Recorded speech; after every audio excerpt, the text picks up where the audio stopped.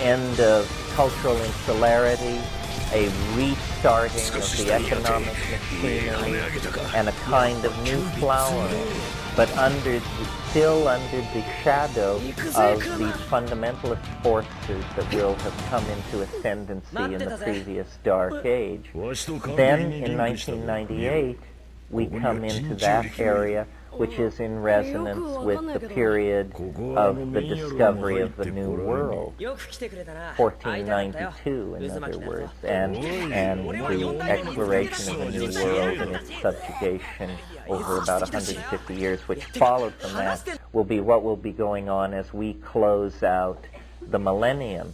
What the discovery of the New World will mean in terms of our reenactment of these great themes is anybody's guess.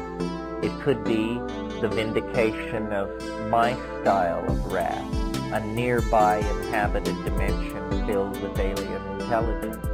Or it may be the vindication of a more orthodox sort of expectation of extraterrestrial contact, or perhaps ultimately the launching of large telescopes into orbit, which will confirm for us the existence of oxygen-rich, water-heavy worlds around nearby stars. I mean, that alone would make an intellectual revolution that would leave our world unrecognizable to itself. We have to recall that as recently as 500 years ago, the continent that we're inhabiting was unknown. It was something talked of by wild-eyed dreamers. You know, it was an impossibility, a psychedelic dimension. Everyone knew that when you sailed west far enough, there'd be monsters, and that was the end of it. It was literally the unconscious. Now, you know, we deal in the real estate of that unconscious, and there is no reason why our children should not deal in the real estate of the psychedelic dimension that we are discovering and confirming over the next 10 years. So let me carry this through to the end, because the good part is at the end. After the turn of the century, the acceleration of the unfolding of these resonances becomes more and more intense, and eventually we reach the supercompression of modern times. This is why I proposed to you last night the term compressionist for this school of thought that myself and Sheldrake and Frank Barr and Ralph Abraham represent, because we all are talking about the dense nesting of concrescent systems, and ultimately, in my own point of view, the emergence of a transcendental object at the end of time. And the end of time is not far off, as Joyce says in The Waves. It may not be as far off as you wish to be congealed. It is, I think, within the lifetimes of all of us, there will be an ontological transformation of the human mode. So I think the transcendental object is emerging.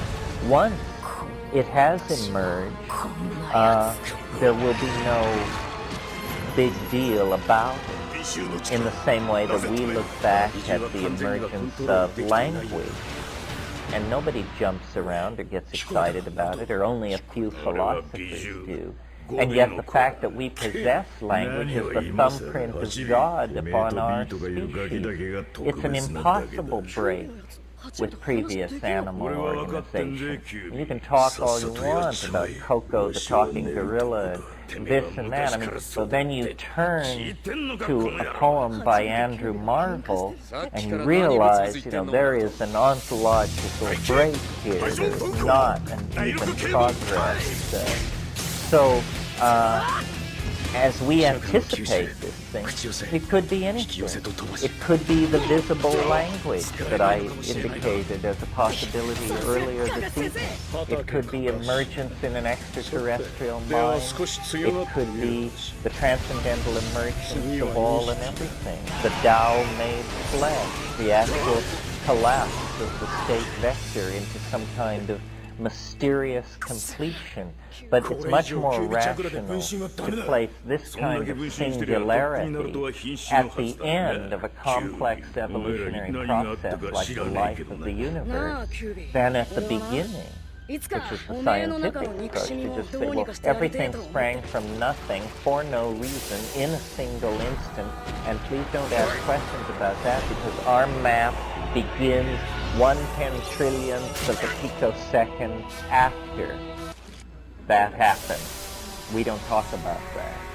Well, isn't this someone begging the question for an intellectual enterprise that purports to offer an explanation of how things came to be? So the transcendental object, which suggests to me a negative causality, a purpose in the universe that is focusing and drawing everything toward it. And in fact, I've said history is the shockwave of eschatology. History, which lasts 10,000 years, is this microsecond of ultra-complex experience